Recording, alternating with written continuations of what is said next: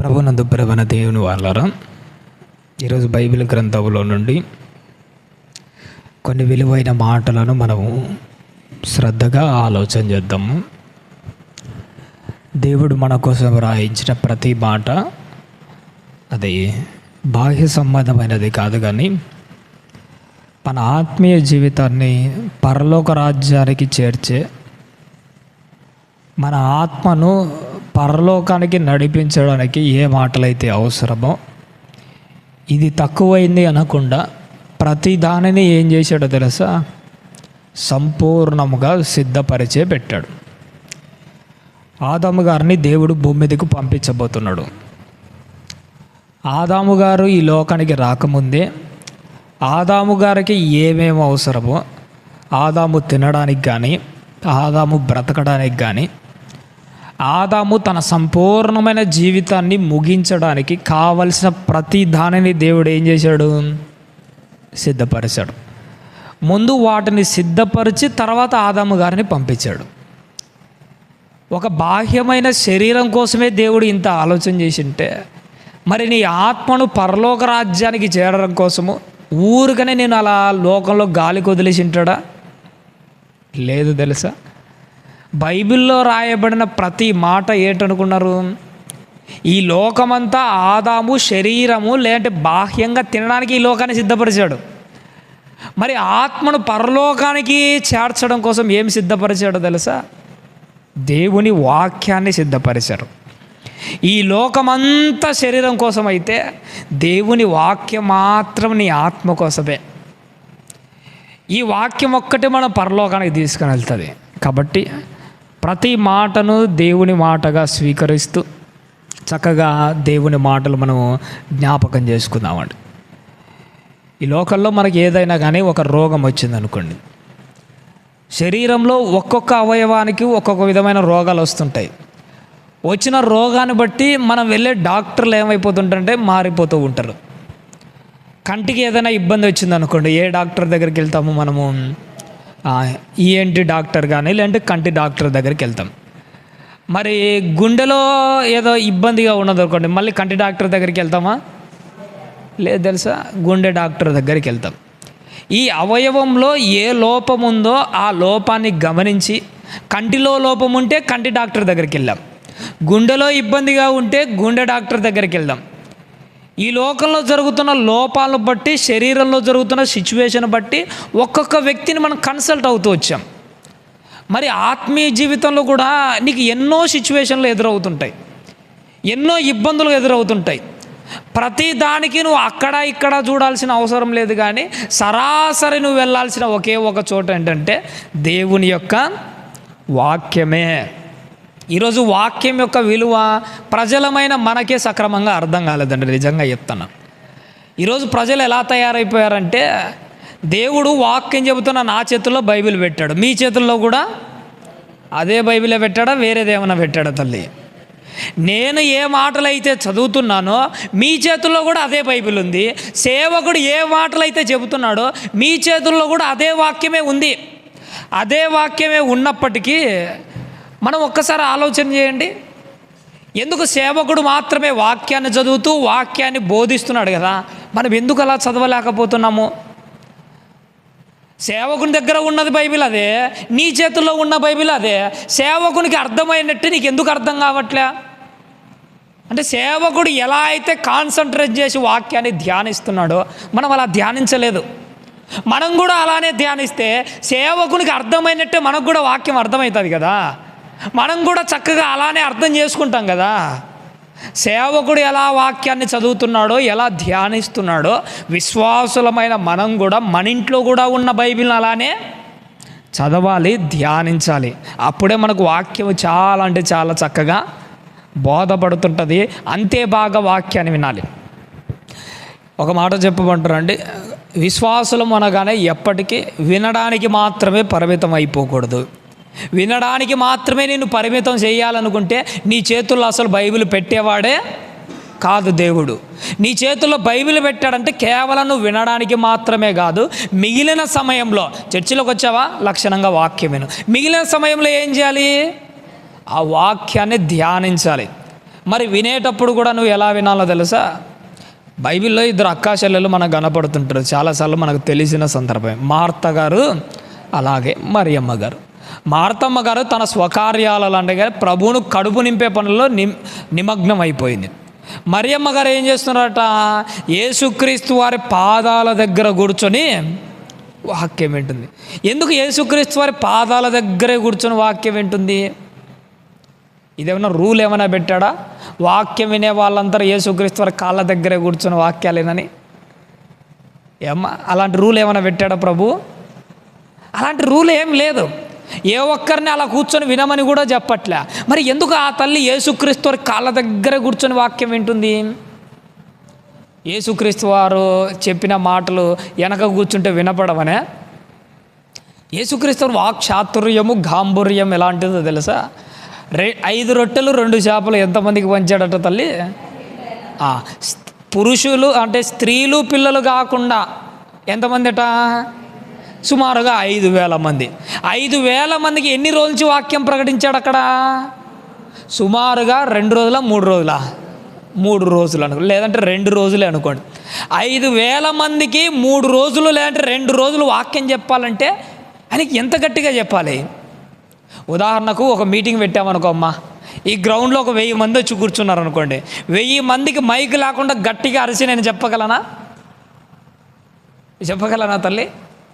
అలాంటిది 5,000 మంది కూర్చొని అంటే యేసుక్రీస్తు వారు మైకులు లేకుండా ఎలా వాక్యం చెప్పాడు? ఆయన వాక్చాతుర్యంలో ఉన్న గాంభీర్యం ఎలాంటిది? అంత గొప్పగా వాక్యం చెప్పి ఆయన కాళ్ళ దగ్గరకు వచ్చి ఎందుకు కూర్చుంది? ఆ మనసులో ఒకటి ఉంది. ఏంటో తెలుసా? యేసుక్రీస్తు వారి నోట నుంచి ఒక మాట బయటకు వచ్చిందా, అది ఖచ్చితంగా నా హృదయంలో పడి తీరాల్సిందే. అంత జాగ్రత్తగా వింటుంది, అంత శ్రద్ధగా వింటుంది. కాళ్ళ దగ్గర కూర్చొని వినడంలో ఉన్న ప్రాధాన్యమైన విషయం ఏంటంటే వాక్యాన్ని వినడం కూడా శ్రద్ధతో వినడం.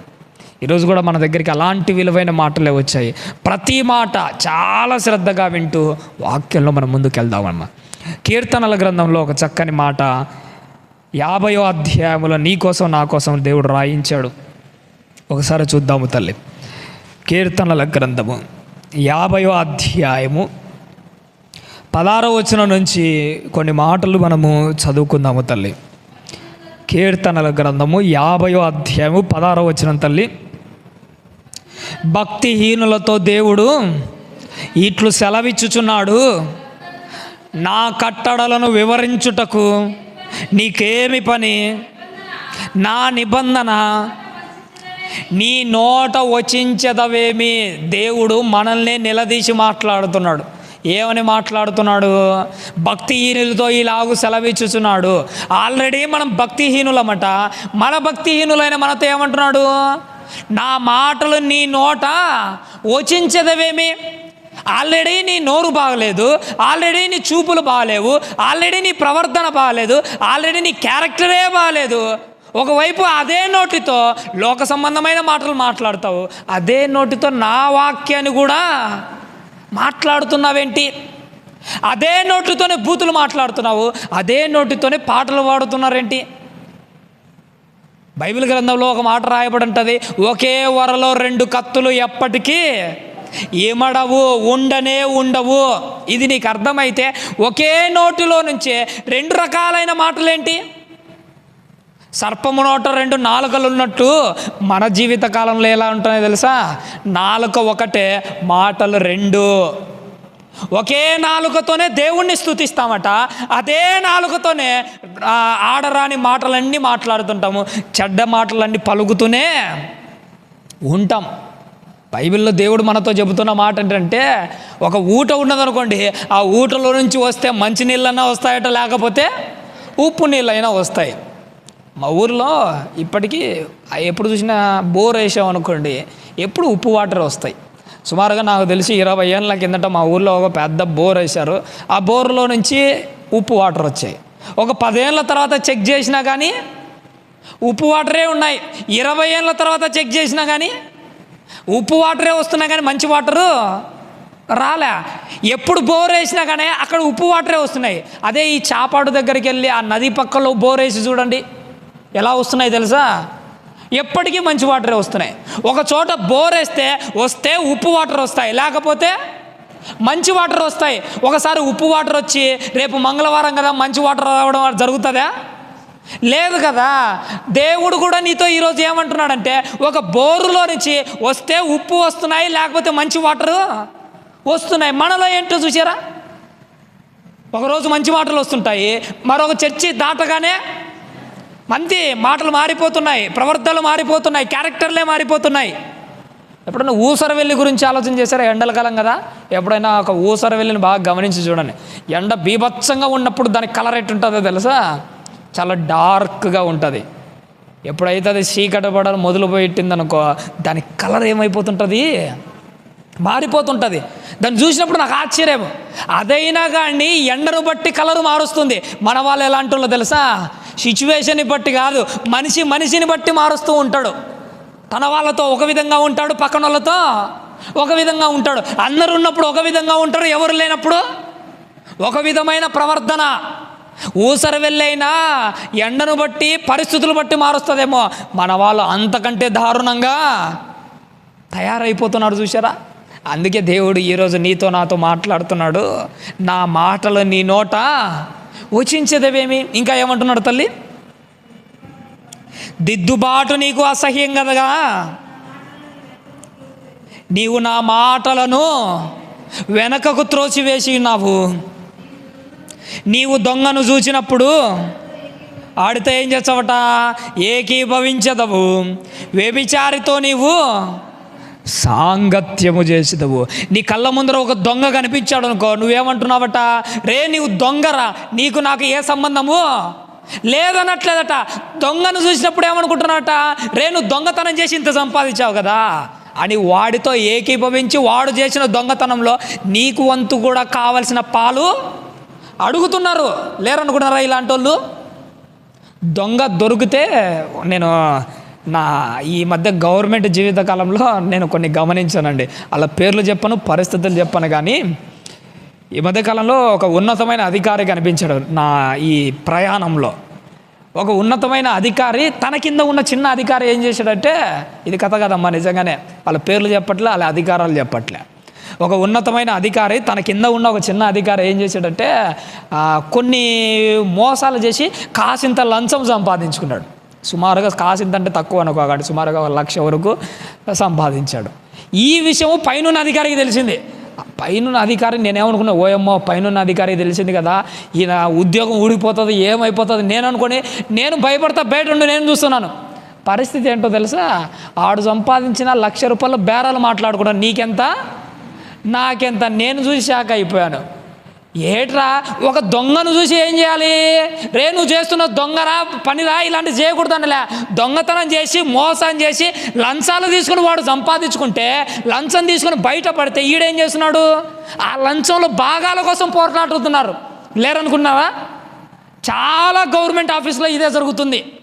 దొంగతనం చేసిన తర్వాత ఒక దొంగ దొరికితే ఆ దొంగతనాన్ని బట్టి వీళ్ళు ఏం చేస్తున్నారు తెలుసా? చాలా పోలీస్ స్టేషన్లో కూడా జరుగుతున్నది ఏంటో తెలుసా?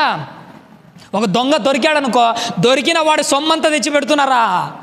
పేకాట ఆడేవాళ్ళు ఉంటారు, పేకాట దగ్గర 1,00,000 రూపాయలు దొరుకుతుంది, 1,00,000 రూపాయలు తెచ్చి గవర్నమెంట్కి అప్పచెప్తున్నారా? లేదట. ఇంటర్నల్గా జరుగుతున్న కథే వేరు. 1,00,000 దొరికితే 1,00,000ని ఏం చేస్తారో తెలుసా? ఉన్న వాళ్ళందరూ పంచుకొని 10,000 చూపించే రకాలైపోయారు ఈరోజు. ప్రజలు అలా తయారైపోయారు, అధికారులు అలా తయారైపోయారు. దొంగను చూసి ఏమైపోతున్నారట? దొంగతో ఏకీభవం చేస్తున్నాడంట. అమ్మాయి వ్యభిచారం చేస్తుంది, వాడు వ్యభిచారం చేస్తున్నాడంటే, వ్యభిచారం చేసి అమ్మాయి దొరికినప్పుడు ఏమైపోతున్నా తెలుసా? ఎక్కడో కాదు, మన కడప జిల్లాలో ఏం జరిగిందో తెలుసా? మన కడప జిల్లాలో ఈ రాయచోటి ప్రాంతంలో ఒక యథార్థమైన సంఘటన మన రాష్ట్రం అంతా హల్చల్ అయిపోయింది. ఏంటంటే ఒక అమ్మాయికి వయసు చిన్నదే, 10th క్లాస్ చదువుతుంటుందట. అమ్మాయికి ఎయిడ్స్ వచ్చింది. వాళ్ళ అమ్మ నుంచి వచ్చిందో ఎలా వచ్చిందో తెలియదు, అమ్మాయి ఎయిడ్స్ వచ్చింది కదా. ప్రతిసారి హాస్పిటల్కి వెళ్ళి చెక్ చేయించుకునేదట అమ్మాయి. ఆల్రెడీ అమ్మాయి ఎయిడ్స్తో ఉంది. చెక్ చేయించుకొని పోయినప్పుడల్లా అమ్మాయి ఆల్రెడీ నీకు ఎయిడ్స్ ఉంది కదా అని అక్కడున్న ఒక నర్సు, అంటే మేల్ నర్సు, ఆడు ఏం చేసాడో తెలుసా? అమ్మాయిని పరీక్ష చేయడానికి వచ్చిన ప్రతిసారి అమ్మాయినికి ఎలాగో ఎయిడ్స్ ఉంది కదా అని అమ్మాయితో వ్యభిచారం చేసేవాడట. అమ్మాయిని అనుభవించాడు. చిన్న పాప కదా, అంటే 10వ తరగతి అలా చదువుతుంటుంది. ఆ అమ్మాయిని ఏం చేశాడంటే వాడు ప్రతిసారి అనుభవించేవాడట. ఈ అనుభవిస్తున్న విషయం ఆ అమ్మాయికి ఈడికే తెలుసు. కొంతకాలం తర్వాత ఆ హాస్పిటల్లో కొంతమందికి తెలిసింది. తెలిసిన తర్వాత మిగతా వాళ్ళైనా ఏమనాలి, రే నువ్వు చేస్తున్నావు వ్యభిచారం తప్పురా అనాలి. కానీ వ్యభిచారాన్ని చూసి మిగిలిన ఇద్దరు ఏం చేశాడో తెలుసా, వాళ్ళతో ఏకీభవించి వీడే కదట, వీడితో పాటు ఉంటున్న ఆ MBBS డాక్టర్లు వీళ్ళు కూడా ఆ అమ్మాయితో వ్యభిచారం చేయడము మొదలు పెట్టారట. ఆ రోజు ప్రభు చెప్పింది ఈరోజు మన కళ్ళ ముందర కనపడుతుంది. వ్యభిచారం చేసేవాడు, రే నువ్వు వ్యభిచారం చేస్తున్నావురా మానుకొని చెప్పట్లేదట. వీళ్ళు వ్యభిచారం చేసే వాళ్ళు దొరికితే వాళ్ళతో ఏకీభవించి వీళ్ళు కూడా తమ పాన్పు యొక్క కోరికలు తీర్చుకుంటూ ఉన్నారు. ప్రజలంతా ఇలా తయారైపోయారు. ప్రభు అంటున్నాడు, నాయనా మీ బ్రతుకులు ఇలా ఉన్నాయేట్రా, మీ జీవితాలు ఇలా తగలబడ్డాయేట్రా. ఒక మాట చెప్పమంటారండి, బయటోళ్ళతో తప్పుడు పనులు చేయడం మొదలు పెడితే అది అంతటితో ఆగదు, అది మన ఇంటి దగ్గరికి కూడా వస్తుంది.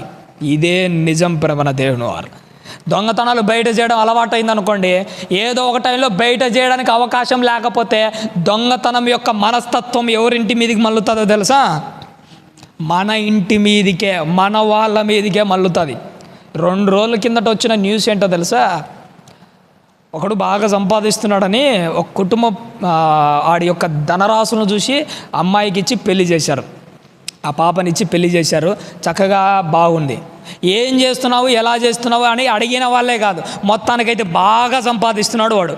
సంపాదిస్తుంటే అల్లుళ్ళు ఆ అత్తగారు ఉంటారు చూసినారా, పిల్లనిచ్చిన అత్తగారు చాలా మురిసిపోతున్నాడు. అబ్బా మా అల్లుడు బాగా సంపాదిస్తున్నాడు. వాడు ఏం చేస్తున్నాడో అర్థం కాలే. ఒకనొక టైంలో ఈ పిల్లనిచ్చిన అత్తగారు ఏం చేశారంటే తీర్థయాత్రలు కానీ పుణ్యస్థానాన్ని కానీ దేవాలయాలకి ఏదో 2-3 రోజులు రామని చెప్పేసి వెళ్ళిపోయారట. వీళ్ళు ఇలా పోగానే ఆడ ఏం చేశాడో తెలుసా, పిల్లనిచ్చిన అత్తగారింట్లోనే దొంగతనం చేశాడట. ఆడు ఇంతకుముందు చేస్తున్నదంతా ఏంటి, ఇవే పనులే. బయట చేస్తున్న ఆ తప్పులు ఎంత దూరం వచ్చాయి, సొంత ఇంటిలోకి కూడా వచ్చాయి. ఇది ఎందుకు చెబుతున్నాను తెలుసా, నువ్వు బయట తప్పుడు పనులు చేస్తే అది అంతటితో ఆగదు, అది అంతటితో అయిపోదు. సిచ్యువేషన్ బాగా లేకపోతే అది ఇంటి మీదకే మల్లుతుంది. ఒకడు వ్యభిచారం చేయడం బాగా అలవాటు అయిపోయిందట. మన కడపలోనే జరిగిన సంఘటన. బయటలతో వ్యభిచారం చేయడం అలవాటు అయిపోయి వాడు ఏం చేశాడో తెలుసా, పక్కన వాళ్ళతో పాడు పనులు చేసి చేసి చివరకు తన సొంత కూతురు మీద అత్యాచారం చేసిన ప్రబుద్ధుడు ఎక్కడున్నాడో తెలుసా, మన కడప జిల్లాలో జరిగిన యథార్థ సంఘటన. బయటితో ఆగిపోకుండా అవి మన ఇంటి దగ్గరికి వస్తాయి. అందుకోసమే బయటోళ్ళతో కదా మనం దొంగతనాలు చేసేది, బయటోళ్ళతో కదా సహవాసాలు చేస్తున్నది, బయటోళ్ళతో కదా వ్యభిచారాలు అంటున్నామంటే బయటితో ఆగిపోదు, అది మన ఇంటి దగ్గరికి కూడా వస్తుంది. బయటోళ్ళను కదా మోహపు చూపులు చూసినా అని నువ్వు ఈరోజు అనుకోవచ్చు. ఏదో ఒక రోజు అదే నీ ఇంట్లోకి వచ్చి నీ సొంత వాళ్ళ మీదకి ఆ దృష్టి మరలుతుంది. అందుకే దేవుడు ఏమంటాడంటే, దొంగను చూస్తే నువ్వు ఏకీభవిస్తున్నావు, వ్యభిచారం చూస్తే ఏకీభవిస్తున్నావు, నీ బ్రతుకే ఇలా అయిపోతుందంటే, నీ జీవితం ఇలానే అయిపోతుందంటే నీకు దేవుని మాటలు ఇక రుచించవు. ఎప్పుడైనా కానీ జ్వరం వచ్చిందనుకోండి, పంచభక్ష పరమాన్నాలు పెట్టినా కానీ అది మన నోటికి ఎట్టుంటుందో తెలుసా, చేదుగానే ఉంటుంది, చప్పగానే ఉంటుంది. ఎందుకంటే అక్కడ ఏం జరిగిందో తెలుసా, నీలో ఒక రోగం అన్నది ఎంటర్ అయిపోయింది. రోగం ఎంటర్ అయిపోతే పంచపచ్చ పరమాన్నాలు పెట్టినా కానీ అది నోటికి రుచించనట్టు పాపం లోపలికి ఎంటర్ అయిపోయింది అనుకో, ఎన్ని మాటలు చెప్పినా అది నీ మనసుకు రుచించదు, నీ మనసులో చలనం రాదు. ఎందుకంటే నువ్వు దానికి అలవాటు పడిపోయావు, నువ్వు దానికి అడిక్ట్ అయిపోయావు, అందుకే నీకు రుచించవు. అందుకే అంత స్థాయి వరకు రాకూడదు తల్లి. అందుకే మళ్ళీ చదువు తల్లి ఏమంటున్నాడమ్మా, నెక్స్ట్ మాట, దిద్దుబాటు నీకు అసహ్యము కదా, నీవు నా మాటలను వెనుకకు త్రోసి ఉన్నావు. నీవు దొంగను చూసినప్పుడు వాడితో ఏకీభవించదవు. 21వ వచనం చదువుదాం తల్లి డైరెక్ట్. ఇట్టి పనులు నీవు చేసినను నేను మౌనినై ఉంటిని, అందుకు నేను కేవలము నీ వంటి వాడవని నువ్వు అనుకుంటివి. తప్పు చేసిన ప్రతిసారి మనం ఏమనుకున్నాము, తప్పు చేశాము, దేవుడు ఎలాంటి రియాక్షన్ చూపించట్లే. ఒకవేళ అననీయ సప్పిరాలు ఉన్నారు, తప్పు చేయగానే వెంటనే దేవుడు ఏం చేశాడు, వాళ్ళను చంపేశాడు కదా. అలాంటి సిచ్యువేషన్ ఇప్పటికీ జరుగుతుంటే నువ్వు కూడా తప్పు చేయగానే స్పాట్లో నువ్వు చచ్చిపోయావు అనుకో, నిజంగా చెప్పమంటారండి, ఇప్పటికే మనం ఎప్పుడో చచ్చిపోయే వాళ్ళం. ఆనాటి కాలం మాత్రం ఈనాడు జరగలేదు కాబట్టిగా ఇప్పటికీ నువ్వు నేను ఏమనుకుంటున్నావట, నేను తప్పు చేసినా నాకేం కావట్లే, నేను ఎంత దుర్మార్గమైన పనులు చేసినా కానీ నా ఊపిరి ఇంకా ఆడుతున్నది, ఇంకా నేను బ్రతికే ఉన్నాను, దేవుడు కూడా నాలాంటి వాడేలే అని నువ్వు అనుకుంటున్నావేమో. అందుకే దేవుడు ఏమంటున్నాడంటే వీటన్నిటిని ఒక్కొక్కటి నీ కళ్ళ ముందరకు తెచ్చి నేను నిన్ను గద్దించదను అంటున్నాడు. చూసాడా, ఒక్కొక్కటి లెక్కలు తీస్తాడు. తప్పు చేసిన తర్వాత నువ్వు మర్చిపోవచ్చు, ఏమ్మా నిన్న ఎన్ని తప్పులు చేశామో అన్నీ మనకు గుర్తున్నాయా? నిన్నటే గుర్తుకుండవు. అలాంటిది పోయిన సంవత్సరం నువ్వు చేసిన తప్పులన్నీ నీకు గుర్తుంటాయా? నీకు గుర్తుకు లేకపోవచ్చు. చేసిన నువ్వు మర్చిపోయినా కానీ నువ్వు చేసిన ప్రతి దానిని బట్ట ప్రతి దానిని నీ ముందరకు తెచ్చి ప్రతి దానిని బట్టి దేవుడు నిన్నేం చేస్తాడట, నిన్ను గద్దిస్తాడు, నన్ను గద్దిస్తాడు. నిజంగా ఎప్పుడన్నా నేను ఎప్పుడు ఆలోచన చేసేది ఏంటంటే దేవుడు వాక్యం వినేటప్పుడు గద్దించడమే చాలా బెస్ట్ పరమైన దేవుని వాళ్ళ. రేపు తీర్పు రోజున గద్దిస్తే ఏం ప్రయోజనం? ఇప్పుడు గద్దించామంటే మారతాంలేండి, మారి మన బ్రతుకులు సరిదిద్దుకుంటాంలేండి. అదే రేపు తీర్పు రోజున నువ్వు చేసిన ప్రతి దానిని నీ కళ్ళ ముందరకు తెచ్చి అప్పుడు ఇది చేసావు, ఇప్పుడు ఇది చేసావు, అలాంటి టైంలో ఇది చేసావు, ఇప్పుడు ఇలాంటి పడు పనులు చేసావని ఒక్కొక్కటి తీర్పు రోజున నిన్ను నిలబెట్టి దండిస్తుంటే తలదించుకుంటే ఏమొస్తుంది? ఏమి రాదు. అక్కడ గద్దిస్తే నువ్వు మారినా కానీ ఏం ప్రయోజనం ఉండదు. నిన్ను ఎక్కడ గద్దించాలో తెలుసా? దేవుణ్ణి నేను ఎప్పుడైనా ప్రార్థన చేసేది ఏంటంటే, ప్రభువా నేను వాక్యం ముందర కూర్చున్న ప్రతిసారి నన్ను గద్దించు, ఇప్పుడే గద్దించు. ఇప్పుడు గద్దిస్తే మేలయ్యా, రేపు తీర్పు రోజున ఇలా గద్దిస్తే తలదించుకోగలను కానీ పరలోక రాజ్యానికైతే రాలేను కదా. ప్రభువా నన్ను గద్దిస్తే ఇప్పుడే గద్దించు, ఇప్పుడే నన్ను శిక్షించు. ఇదే ప్రార్థన చేసుకోవాలండి మనం. నువ్వు అదే చేయాలి, నేను అదే చేయాలి. దేవుడు మనల్ని గద్దించడము అది మనకి ఎంతగానో ఉపయోగపడదు. ఎందుకంటే ఏదో ఒక రోజు నీకు ఆ రోజు వస్తుంది, ప్రభు దగ్గర నిలబడే రోజు.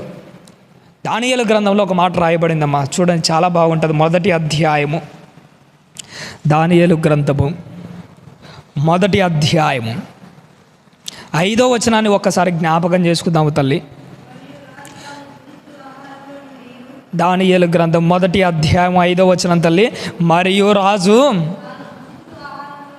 తాను భుజించు ఆహారములో నుండి తాను పానము చేయు ద్రాక్షారసములో నుండి అనుదిన భాగము వారికి నియమించి 3 సంవత్సరములు వాళ్ళను పోషించి పిమ్మట వాళ్ళను తన ఎదుట నిలబెట్టునట్లు ఆజ్ఞ ఇచ్చెను. ఇక్కడ మనకు అందరికీ తెలుసు తల్లి, చాలాసార్లు మీరు విన్న సందర్భమే కదా. షడ్రకు, మేషకు, అబేద్నెగో, దానియేలు గారికి ఇలా 4 జీవితంలో జరిగిన ఒక యథార్థ సంఘటన యవన జీవిత కాలంలో ఉన్నారు. వాళ్ళకు నియమించిన పద్ధతి ఏంటంటే 3 సంవత్సరాలట రాజు పుచ్చుకునే అన్నపానాలు కానీ ఆహారం కానీ 3 ఏళ్ళ తర్వాత వాటన్నిటినీ కల్దీల యొక్క విద్యను అన్నీ నేర్చుకొని 3 ఏళ్ళ తర్వాత ఎవరి ఎదుట నిలబడాలి వాళ్ళు? ఎవరి దగ్గరమ్మా? రాజు ఎదుట నిలబడాలి. ఇక్కడ నేను ఒక మాట చెప్పమంటారమ్మా, షడ్రకు, మేషకు, అబేద్నెగోలు, దానియేలు 3 ఏళ్ళు పరిశీలన చేయబడిన తర్వాత, అంటే వాళ్ళ విద్యలు వాళ్ళ కల్దీల యొక్క జ్ఞానం అన్నీ నేర్చుకున్న తర్వాత 3 ఏళ్ళ తర్వాత ఒకరోజు ఖచ్చితంగా ఎక్కడికి వచ్చి నిలబడాలి? వాళ్ళు రాజు ఎదుట నిలబడాలి. షడ్రకు, మేషకు, అబేద్నెగో, దానియేలకు 3 ఏళ్ళు ఇచ్చాడు. 3 ఏళ్ళ తర్వాత ఖచ్చితంగా ఏదో ఒక రోజు వచ్చి వాళ్ళు రాజు ఎదుట నిలబడాలి. వాళ్ళకు 3 ఏళ్ళు ఇచ్చినట్టు నీకు కూడా కొంత ఆయుష్ కాలం ఇచ్చాడు. కొంతమందికి 40 ఇచ్చింటాడు, కొంతమందికి 60 ఇచ్చింటాడు, కొంతమందికి 80 ఇచ్చింటాడు, కొంతమందికి 20 ఇచ్చింటాడు. మనకు ప్రభు అయిన యేసుక్రీస్తు వారికి 33.5 సంవత్సరాలు ఇచ్చాడు. ఎవరికి ఏ ఆయుష్ కాలం ఇచ్చినా కానీ ఏదో ఒక టైంలో నీ కాలం ముయ్యగానే నువ్వు కూడా ఒక రాజు ఎదుటకొచ్చి ఖచ్చితంగా నిలబడాలి. షడ్రకు, మేషకు, అబేద్నెగో, దానియేలు 3 ఏళ్ళ తర్వాత కల్దీయుల రాజు ఎదుట నిలబడినట్టు నీ ఆయుష్ కాలం ముగియగానే నువ్వు కూడా 3 లోకాలకు రాజైన సర్వోన్నతుడైన రాజు ఎదుట ఒక రోజు వచ్చి నిలబడాలి. అదే లెక్కలన్నీ తేల్చే రోజు, అదే మహా తీర్పు రోజు. ఆ రోజు నువ్వు నేను వచ్చి నిలబడతాం ప్రేమ దేవుని వల్ల.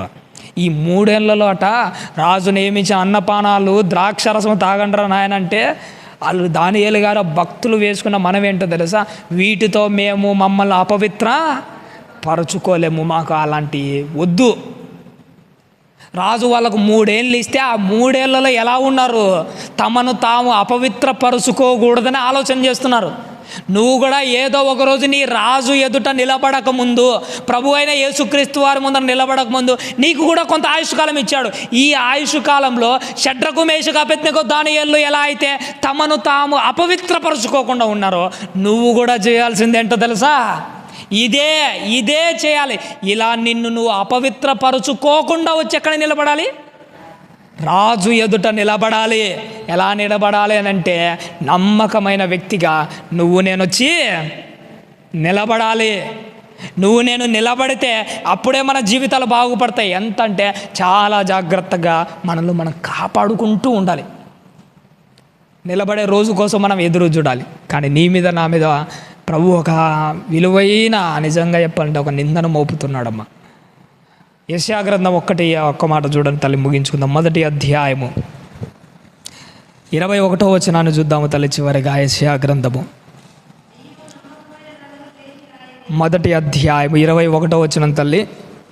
అయ్యో, నమ్మకమైన నగరము వేశ్యాయనే, అది న్యాయముతో నిండి ఉండెను, ఒకప్పుడు నీతి దానిలో దేవసించెను. అయ్యో, నమ్మకమైన నగరం ఏమైపోయిందట, వేశ్య అయిపోయిందట. ఒకప్పుడు అది నమ్మకమైనది, ఒకప్పుడు నమ్మకంగా ఉండదు, ఈరోజు అది వేశ్య. నగరాలే కాదు, వేశ్యలుగా మారిపోతున్నది.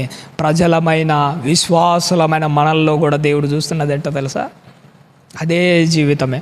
నమ్మకమైన నగరం వేశ్య అయితేనే తట్టుకోలేకపోతుంటే, నమ్మకస్తుడైన నువ్వే వేశ్య లాంటి బ్రతుకులు బ్రతుకుతుంటే, వేశ్య అనగానే వ్యభిచారం మాత్రమే అనుకోకండి, దేవుణ్ణి ఇడిచిపెట్టి లోకం వెంట పరిగెత్తడమే వేశ్య జీవితం. నమ్మకమైన నగరం వేశ్య అయిపోతేనే తట్టుకోలేరు. అలాంటిది మనం వేశ్యలుగా బ్రతుకుతుంటే తట్టుకోగలమా? ఒక భర్త తన భార్య నుండి ఏం ఆశపడుతుంటారో తెలుసా, నేను చూసినా చూడకపోయినా, నేను ఉన్నా లేకపోయినా, ఒంటరిగా ఉన్న నా ఇంట్లో ఉన్న నా భార్య ఎలా ఉండాలనుకుంటాడు, నమ్మకంగా ఉండాలనుకుంటాడు.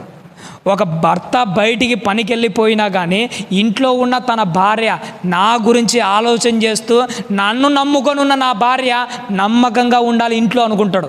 ఎంతవరకు నమ్మకంగా ఉండాలనుకుంటాడంటే, నా భార్య నాకు మాత్రమే సొంతం అనుకుంటాడు. కానీ ఎప్పుడైనా ఒక మాట జ్ఞాపకం చేసుకోండి, భర్త పనికి పోయిన తర్వాత నమ్మకంగా ఉండాల్సిన ఇల్లాలు ఇంట్లోకి ప్రతిరోజు గంటకొకడు వచ్చిపోతున్నాడంటే ఒప్పుకుంటాడా? గంటకొకడు వచ్చిపోతుంటే ఒప్పుకుంటాడా? ఏ భర్త ఒప్పుకోడు. ఎందుకంటే నమ్మకమైన భార్య నమ్మకంగానే ఉండాలి. గంటకొకడు వచ్చిపోతుంటే ఎవడు ఒప్పుకుంటాడు? ఇది ఎందుకు చెప్తున్నానో తెలుసా, గంటకొకడు వస్తేనే భర్త ఒప్పుకోవట్లే. గంటకొక నీచమైన పనులు మన లేకు వచ్చిపోతుంటే మన ప్రభు ఒప్పుకుంటాడా? నిమిషానికి లోపలికి ఒకటి వచ్చిపోతుంటే ఒప్పుకుంటాడా? నిమిషానికి మోహ చూపులని, తలంపులని, అసూయలని, పగలని ఇన్ని వస్తూ ఉంటే దేవుడు అస్సలు ఒప్పుకుంటాడా? అస్సలు ఒప్పుకోడు. అందుకే ఏమంటున్నాడు, అయ్యో నమ్మకమైన నగరము వేశ్యాయనే, ఒకప్పుడు దానిలో ఒకప్పుడు న్యాయము నీతి ఎన్నో నివసిస్తూ ఉండేది, కానీ ఇప్పుడు అది వెతికినా కానీ దొరకట్లే. భూతద్దం పెట్టినా కానీ అందులో ఎలాంటి నీతి క్రియలు కనిపించట్లే. అలా అయిపోతున్నాయి. చూసారా మన జీవితాలు అలా అయిపోతున్నాయి. కానీ నీ జీవితకాలంలో, నా జీవితకాలంలో అలా ఉండకూడదు మన దేవుని వల్ల. అందుకోసమే ఈ మాటలు నీ దగ్గరికి, నా దగ్గరికి ఎందుకు తీసుకొని వచ్చాడో తెలుసా? ఒకటే ఒక మాట, మళ్ళీ లోకంలో కలిసిపోయి మన బ్రతుకులు నాశనం చేసుకోకుండా మనల్ని చక్కదిద్దడానికి తీసుకొని వచ్చాడు. మనల్ని సరిచేయడానికి, మనల్ని సరిదిద్ది ఒక విలువైన జీవితంగా మార్చడానికి మన మధ్యకు తీసుకొని వచ్చాడు మన దేవుని వారిలో. ఒక శిల్పి కొండలో వెళ్తుండగా ఒక రాయి కనిపించిందట. చూడడానికి రూపం ఏమి లేదు, చూడడానికి అంత మెచ్చుకోదగినది కాదు. ఏదో కొండలలో ఒక రాయి, దాన్ని తీసుకొని వచ్చి ఇంటికి తీసుకొని వచ్చాడట. సుత్తి తీసుకొని దెబ్బ మీద దెబ్బ కొట్టి ఊళ్ళతో దాన్ని మలసడం మొదలుపెట్టాడట. ఎందుకు పనికి రాకుండా విలువలేని కొండలోని రాయి శిల్పి దెబ్బల మీద దెబ్బ పడగానే ఆ శిల్పానికి ఏమొచ్చిందో తెలుసా? ఆ శిలకు ఒక మంచి రూపం వచ్చింది. నిజంగా దాన్ని చూసినప్పుడల్లా నాకు అనిపిస్తూ ఉంటుంది, దేవుడు కూడా మనల్ని అలా కొట్టడం చాలా మంచిదండి. కొండలో ఉన్నంత వరకు దానికి ఏ విలువ లేదు. రాళ్ళలో మధ్య రాళ్ళుగా ఉన్నంత వరకు దాన్ని ఎవడూ పట్టించుకోవట్లే. ఎప్పుడైతే ఆ శిల్పి ఇంట్లోకి తీసుకుని వచ్చి ఆ శిలను మలసడం మొదలుపెట్టాడో, దెబ్బ మీద దెబ్బ కొట్టి కొట్టి కొట్టి కొట్టి ఏం చేశాడో తెలుసా, దానికి ఒక అద్భుతమైన రూపాన్ని తెచ్చాడు. ప్రతిరోజు మీరు వచ్చి వాక్యం వింటున్నారు కదా, ఒక శిల్పి ఒక దెబ్బ కొట్టగానే అద్భుతమైన రూపం వస్తుంది దానికి, రాదు తెలుసా? ఎన్నో దెబ్బలు, కొన్ని వేలు, లక్షలు, అవసరమైతే కొన్ని లక్షలు కాదు కోట్ల దెబ్బలు కూడా కొన్ని శిలలు భరించాల్సిందే. ఒక దెబ్బతో ఏ శిల్పంగా మారిపోదు. దెబ్బ మీద దెబ్బ పడతానే ఉంటాయి. కొన్ని లక్షల ఆ దెబ్బలు ఓడ్చుకుంటే కానీ దానికి అందమైన రూపము రాదు. ప్రతిరోజు దేవుని మాటలు వింటుంటే నీ మీద కూడా దెబ్బ మీద దెబ్బ పడుతుంటాయి. ఒక్క దెబ్బతో మనకు మంచి రూపము రాకపోవచ్చు. రోజు వినగా దేవుడు గద్దించగా మాట్లాడగా ఒక మార్పు వస్తుంది. ఎందుకు రాదు? ఒక శిల్పంగా మారడానికి అన్ని దెబ్బలు ఓడ్చుకొని ఉంటే వాక్యంలో ఎన్ని గద్దింపులు ఎన్నైనా గద్దించరే. అది మన ఆత్మీయ జీవిత ఎదుగుదల కోసమే, మన బ్రతుకు మారడం కోసమే. అందుకోసమే ఇక నుంచి మన పాప పనులన్నీ వదిలేసి నీతి క్రియలు చేయడము అలవాటు చేసుకోదు. నీతి క్రియలు కూడా ఎలా చేయాలో తెలుసమ్మా? చివరిగా ఇదొక్క మాట చెప్పి నేను ముగిస్తాను. పాపాలు వదిలిపెట్టి నీతి క్రియలు ఎలా చేయాలో తెలుసా? పాపాలు ఎలా చేస్తుంటామో నీతి క్రియలు కూడా అలానే చేయాలి. పాపాలు ఎలా చేస్తుంటామో రహస్యంగా, ఎవడికి లేకుండా, మనం తప్పు చేశామో లేదో కూడా ఎవడికి అర్థం కానంత టాలెంట్గా చేస్తాం. పాప పనులు ఎలా అయితే రహస్యంగా చేస్తుంటావో నీతి పనులు కూడా అలానే చేయి. నువ్వు చేస్తున్నది నీకు దేవునికి తప్ప ఇంకెవడికి తెలియకూడదు. నువ్వు భక్తి చేస్తున్నావని నీకు దేవునికి తప్ప ఇంకెవరికి తెలియాల్సిన అవసరం కూడా లేదు. పాప క్రియలు ఎంత రహస్యంగా చేస్తామో నీతి క్రియలు కూడా అంతే రహస్యంగా చేయాలి. పాపాల ప్లేస్లో నీతిని పెట్టి ప్రయత్నం చేయండి. చాలా గొప్పగా ఉంటుంది. మన జీవితాలు ఉన్నతమైన స్థాయిలోకి వస్తాయి. ఎప్పటికల్లా ఏదో ఒకరోజు షడ్రకు, దానియేలు వీళ్ళందరూ కలిసి రాజు ఎదుట నిలబడ్డారు కదా, నువ్వు కూడా నీ రాజు ఎదుట నిలబడినప్పుడు నీ రహస్యమైన పాపాలు కాదు ఆ రోజు బయటపడాల్సింది, నీ రహస్యమైన నీతి క్రియలు బయటపడాలి. అలాంటి రోజు ఒకటి రావాలి మన దేవుని వల్ల. అలా ఆ గొప్ప రోజులో ప్రభు ఎదుట మనం తలెత్తుకునే వాళ్ళుగా ఉండాలని ఆశపడుతూ ఆలస్యమైంది క్షమించండి అమ్మా. ఓపికతో విన్నందుకు మీకు అందరికీ నా నిండు మనసుతో వందనాలు తెలియజేస్తూ ఈ నా మాటలు ముగిస్తున్నాను. అందరూ తల వంచండి తల్లి.